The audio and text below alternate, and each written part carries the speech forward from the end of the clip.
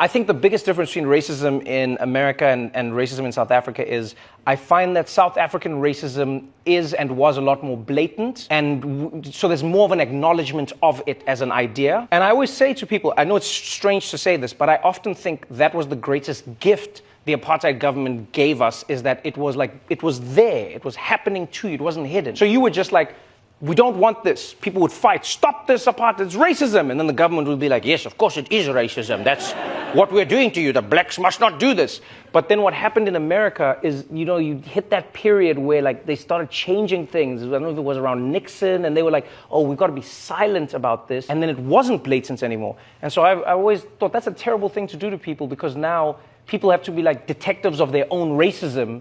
They have to figure it out. So let me give you an example. In South Africa, the government would just say, blacks cannot live in these areas. You're black, you don't live here. Now I'm black, I don't live here. I don't like it, but I don't live here. You get what I'm saying? But then in America, you'd be like, can I get a home loan? And they'd be like, no. And you'd be like, why? And they'd be like, and then you just start realizing, you're like, wow, how come the black people all seem to only be able to get houses in these areas, but not in these areas? And these school districts are better. How come the money is going here? How come? And you get what I'm saying? And I know it sounds strange to say, but I think there's something liberating about fighting an obvious enemy as opposed to one that you have to prove exists. That's probably the biggest difference between America and